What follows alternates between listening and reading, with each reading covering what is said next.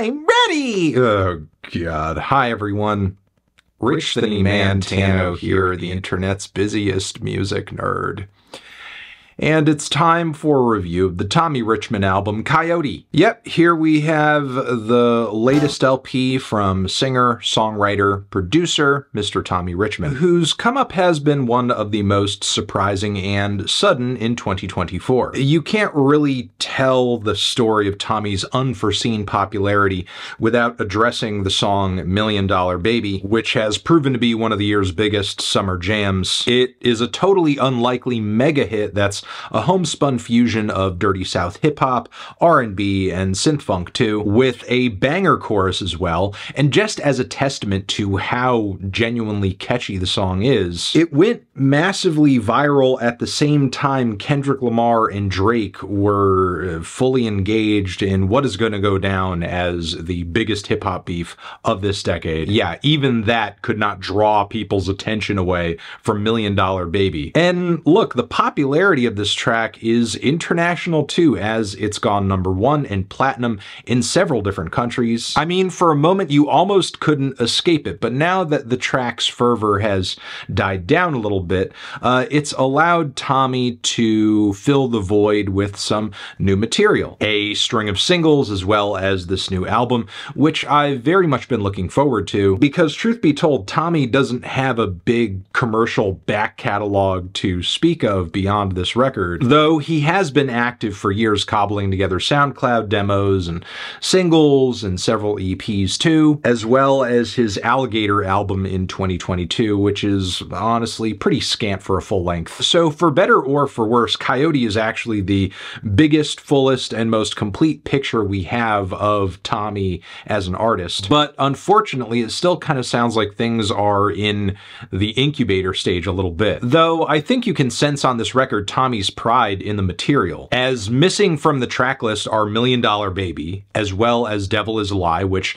is kind of another attempt at a bop that scratches a similar itch. It's clear that Tommy wants this record to sink or swim based on the quality of the songs contained within and the honest audience reception of them, as opposed to the viral popularity he's gotten off of a few singles, which is a commendable move, but what if that's exactly what this album kind of needed? If it was gonna be released this quickly anyway, because $1 Million Baby went viral just months ago, and in that time, Tommy turned around an entire album? Ultimately though, what I think this record really truly could have used was maybe more time for it to develop or smooth out the various speed bumps in its track list, maybe add some production value or something. For example, the falsetto vocals on Thought You Were the One sound goofier and more difficult to digest with each listen, not to mention the dry and soulless synthesizers and super faint beats aren't exactly a treat to the ears either. Then there's the sound quality of Letterman, which kind of leaves it feeling like a YouTube rip of a Justin Timberlake demo from 2002, which I should note, this is not the first time we've heard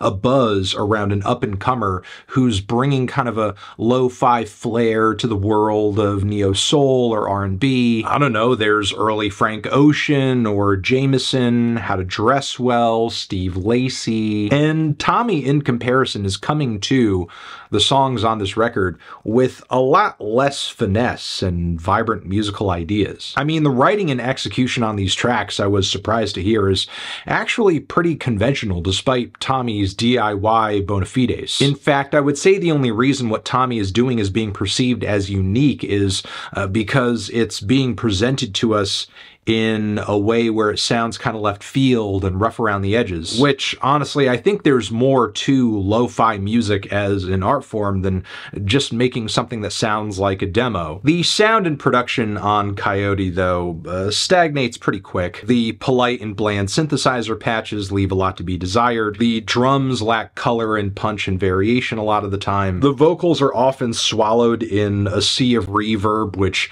leaves these tracks sounding like a tiny tiny man trying to serenade me karaoke style on the other side of a drain pipe. I mean, that's pretty much the sound of the track Elephant in the Room, a meandering intro whose romantic narrative is just too much of a chore to follow. Following this, Whitney does try to pick up the pace a bit with a peppier groove and a stronger chorus. It definitely feels like Tommy is doing his best to not pigeonhole himself into that $1 Million Baby formula on this one, which I do commend, but the longer I sit with this track, the more those howling, god-awful vocal runs in Tommy's upper register just grate at my soul. And once again, the messy DIY production is just about the only thing lending this track any personality. Temptations is a decent attempt at capturing a groove and some keys that could have been on Michael Jackson's Off the Wall, but is there anything else on this track that is MJ level in terms of the singing or writing or arrangements? No. The falsetto vocals wear out their welcome even further on Whisper in My Ear, especially as Tommy starts singing in these especially squeaky registers. Deeper into the record, Tommy tries to switch things up a bit with a track that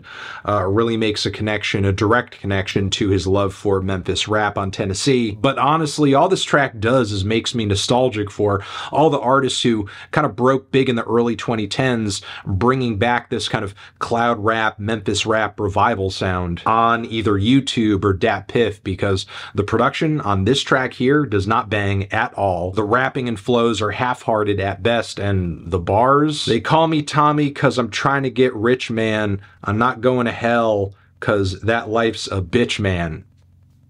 Pass. The final leg of this record has its moments, but it's not enough to save the project by any means. Green Therapy is definitely one of the best tracks here if you're looking for something personal and introspective from Tommy, because he does go into some fraught family dynamics in the lyrics, specifically around his dad, and I do commend this track for kind of tying up a lot of the therapy sketch interludes that have been playing out throughout the record thus far. The song Vanity has a bit of an 80s flair, especially on the drum side. There are a lot of aspects of this track, consciously or not, Tommy seems to be pulling from, you know, the freestyle music of that era. Lyrically, this track serves as kind of a self-portrait for Tommy, where he describes his lone wolf status, his drive to do things for himself, which I do appreciate, but the song still does overstay its welcome at 6 minutes. Then there's the closing track, whose guest rap verse actually is one of the best moments on the album. Like, the writing and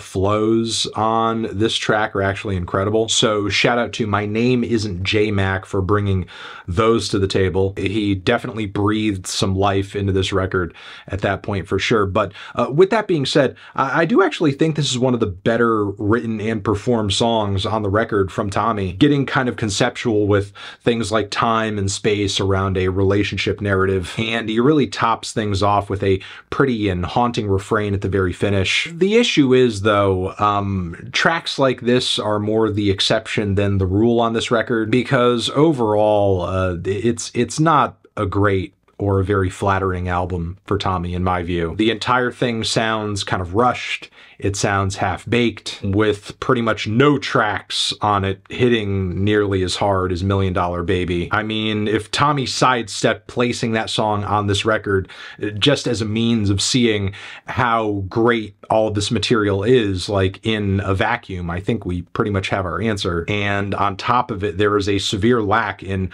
versatility in the production and the vocals to justify an album even of this length, and Coyote is not a big record.